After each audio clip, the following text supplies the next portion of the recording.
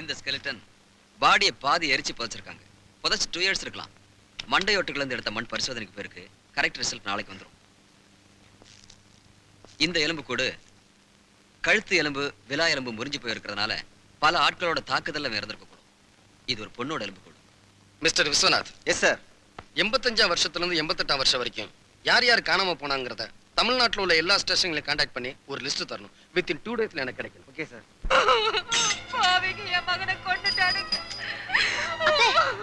அத்தை, என்ன நடந்துச்சு சொல்லுங்க அத்தை. அத்தை, என்ன அத்தை, என்ன? புருஷனை கொன்னுட்டானுங்கம்மா, கொன்னுட்டானுங்க. அத்தை, இல்ல அத்தை, அவர் சாகல, அவர் உயிரோட தான் இருக்காரு. அத்தை, நம்மளை விட்டுட்டு போகல அத்தை, போக முடியாது, போகல அத்தை.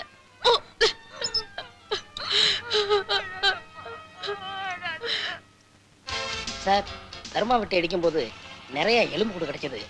அதுல நம்ம தேடிக்கிட்டு இருக்க வசந்த கோபாலன் இருக்குமோ? இருந்தாலும் இருக்கலாம். ஆனா கடந்த 3 வருஷமா காணாம போனவங்களுடைய லிஸ்ட்டை வெரிஃபை பண்ணி பார்த்ததுக்கு அப்புறம் தான் ஒரு முடிவு எடுக்க முடியும். சார், ஒரு பொண்ணு உங்களுக்கு ஃபோன் பண்ணா சார். நீங்க இல்லைன்னு சொன்னது கட் பண்ணிட்டா. அதுக்கப்புறம் 5ஆவது தடவை ஃபோன் பண்ணா. ஆனா எங்க இருந்து பேசுறேன்னு சொல்ல சார். அப்படியா? நான் ட்ரேஸ் அவுட் பண்ணி கண்டுபிடிச்சிட்டேன். இந்தாங்க அட்ரஸ். ஒரு லேடிஸ் ஹாஸ்டல்ல இருந்து பேசிருக்கா. சீக்கிரம் வா அப்படின்னு சொன்னா எவ்வளவு நேரம் பண்ணிட்டு வந்துட்டு தானே தெரியுதே. கலந்து வர வேண்டாம். பின்ன இப்ப போனா தானே டிக்கெட் கிடைக்கும். அது சரி. 4 மணிக்கு ஒரு மணிக்கு காசு கொடுத்து போறேன். ஹாய். எப்பப்பா வந்தீங்க? இதுதாம்மா வந்தேன்.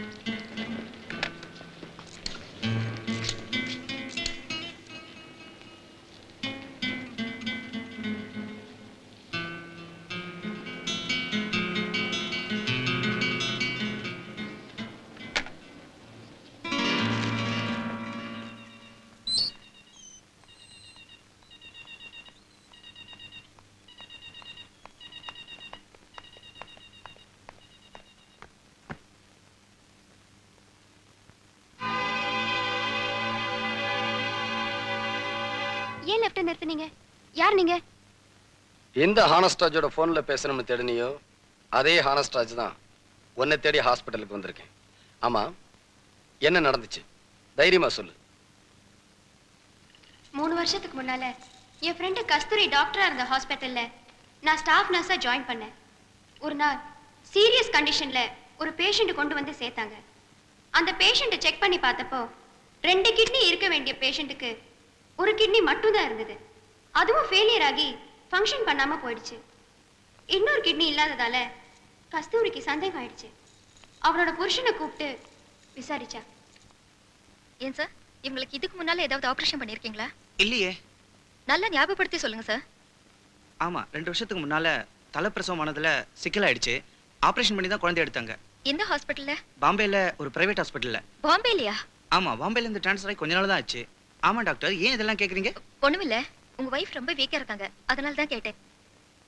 அந்த பேஷண்ட்டுக்கு கிட்னி இல்லாத விஷயத்தை கஸ்தூரி டாக்டர் கிட்ட சொன்னா. டாக்டர், பிரசவங்கிற பேர்ல பெரிய கொடுமை நடந்திருக்கு டாக்டர். என்ன சொல்றீங்க? பாம்பேல உள்ள ஒரு ஹாஸ்பிட்டல்ல பிரசவத்துக்காக அட்மிட் ஆன ஒரு பொண்ணை ஆபரேஷன் வரைக்கும் இழுத்துட்டு போயிருக்காங்க. ஆபரேஷன்ங்கிற பேர்ல 2 கிட்னில ஒரு கிட்னியை அவங்களுக்கு தெரியாம எடுத்திருக்காங்க. நினைக்கவே ரொம்ப கொடூரமா இருக்கு டாக்டர். அது உங்க யோகமா? யோகா இல்ல டாக்டர், இது நிஜம்.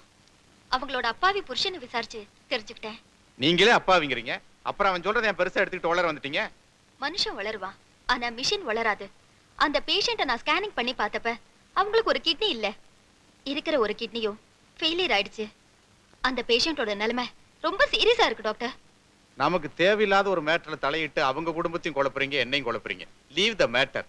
லுக் கஸ்தூரி, ஆபரேஷன் நடந்த இடம் நமக்கு சம்பந்தம் இல்லாத ஒரு இடம். அது மட்டும் இல்ல, அது நம்ம ஸ்டேட் கூட இல்ல, வேற ஒரு ஸ்டேட். யூனோ? வேற ஸ்டேட்டா? அது உணர்ச்சி வசப்படாம நான் சொல்றதை கேளுங்க.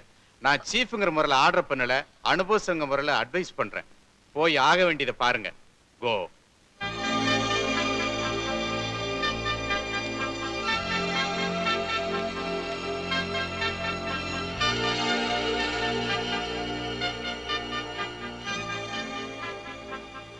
அந்த பேஷண்ட்டுக்கு ஆபரேஷன் நடந்துச்சு. ஆனா அவளை எங்களால காப்பாற்ற முடியல. பேஷண்ட் இறந்ததும் கஸ்தூரியோட கோவம் டாக்டர் மேல திரும்பிடுச்சு. நான் எவ்வளவோ சமாதானப்படுத்தினேன். அவளோட ஆத்திரம் அடங்கல.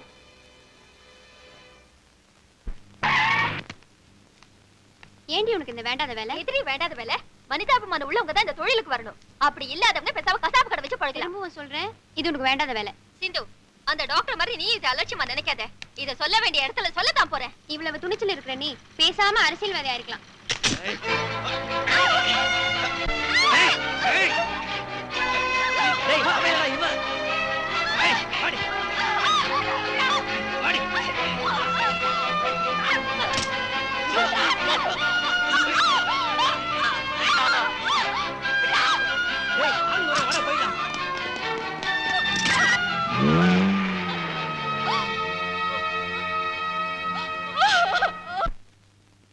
சார், இந்த சம்பவம் ஏதோ ரவுடி பசங்க செஞ்ச வேலைன்னு நாங்க போலீஸ் ஸ்டேஷன்ல கம்ப்ளைண்ட் கொடுத்துட்டு பேசாம இருந்துட்டோம். இது நடந்து 4 நாள் கழிச்சு கஸ்தூரி காணாம போயிட்டா, அவ அண்ணனும் காணாம போயிட்டார். இவங்க காணாம போனதுக்கு அந்த ஹாஸ்பிட்டல்ல நடந்த சம்பவம் கூட ஒரு காரணமா இருக்கலாம். இத சொல்றதுக்கு தான் நான் ஃபோன் பண்ணேன். ஆனா எதுக்கு வம்புன்னு பயத்துல பேசாம இருந்துட்டேன். அந்த டாக்டர் பேர் என்ன? அவர் எங்க இருக்காருன்னு உனக்கு தெரியுமா? சார், நான் அந்த ஹாஸ்பிட்டல்ல ஸ்டாஃப் நர்ஸா ட்ரைனிங் பண்ணதே கொஞ்ச நாள் தான்.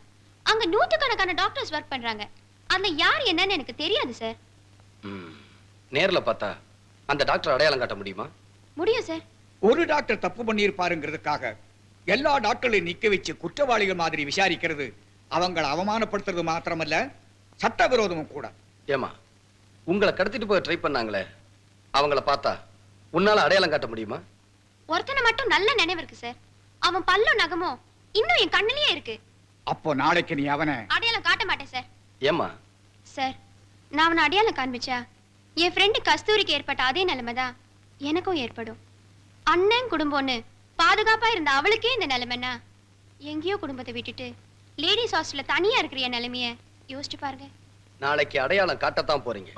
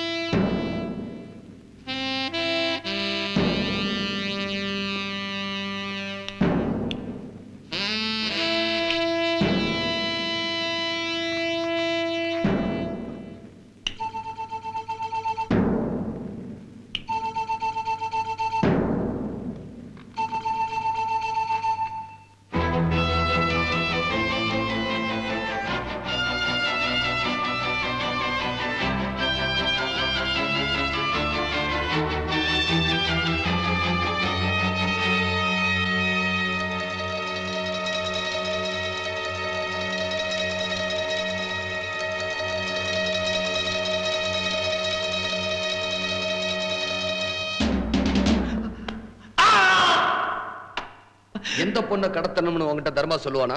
இல்ல சார், தனியா சிக்கிற பொண்ணுங்க யாரா இருந்தாலும் நாங்க கடத்துவோம். ஆனா அவன் பேரு அடையாளம் எல்லாம் சொல்லி கடத்த சொன்னதே இந்த டாக்டர் பொண்ணு கஸ்தூரியை தான் சார். அதுக்கு என்ன காரணம்னு உனக்கு தெரியுமா? கேட்டேன், அவன் சொல்லல. ஆனா அவ யாருக்கோ இடைஞ்சலா இருந்தான்னு மட்டும் நான் நினைக்கிறேன். இப்ப தர்மா எங்க இருக்கான்? இப்போ அவன் திரிசூலமலையில இருந்தாலும் இருக்கலாம் சார். நாளைக்கு நைட்டு மந்திரி ஆர்ஆர் வீட்டுக்கு கண்டிப்பா அவன் வருவான் சார்.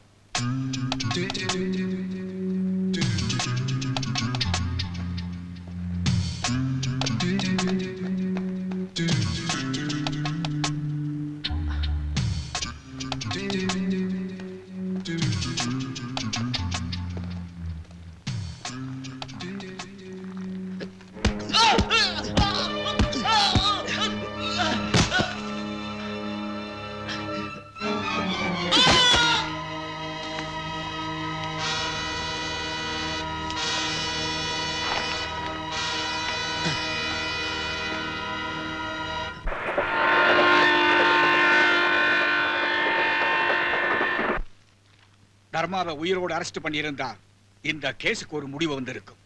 கோர்ட்டை விட்டுட்டீங்களே. கோர்ட்டு கொடுத்த கெடுவுல 6 வாரத்துல 4 வாரம் போயிடுச்சு.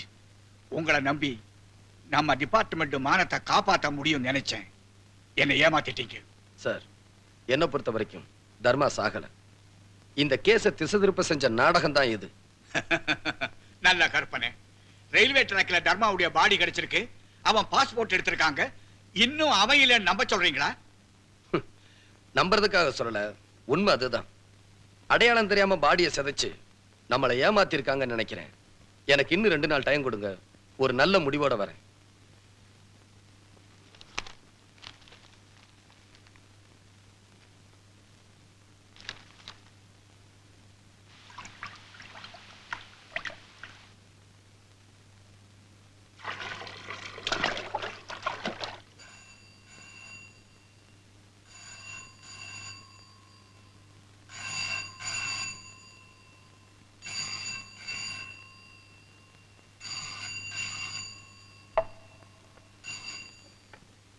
ஹலோ. கட் ஆயிடுச்சு. போன் பண்ணி அடிக்கிறது கூட கேட்காம அப்படி என்னங்க இருக்கு பேப்பர்ல? கேக்குறேன்ல.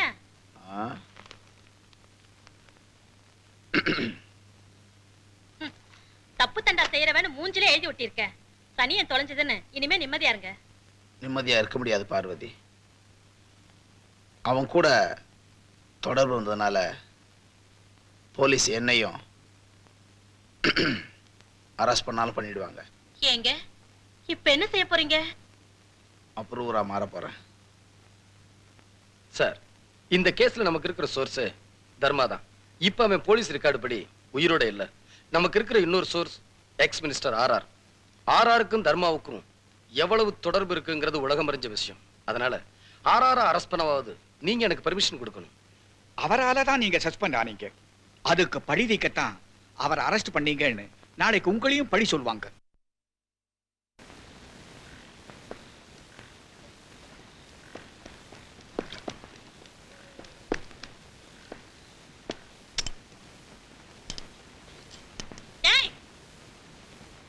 என்னடா பண்ணிட்டு இருக்க? தெரியல. டெலிபோன் வயரை அறுத்துக்கிட்டு. எதுக்குடா? உன் புருஷன் வக்கீலோட பேசாம இருக்கிறது. என்னங்க?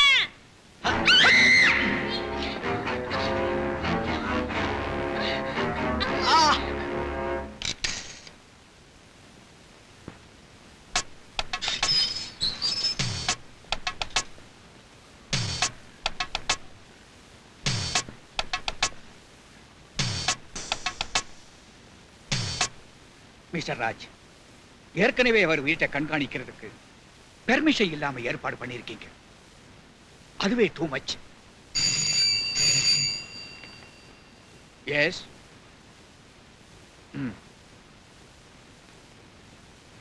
Good evening sir. Sir, Dharma இன்னும் சாகல சார். உயிரோட தான் இருக்கான். மினிஸ்டர் ஆர்ஆர் வீட்டுக்குள்ள போயிட்டு இருக்கான் சார்.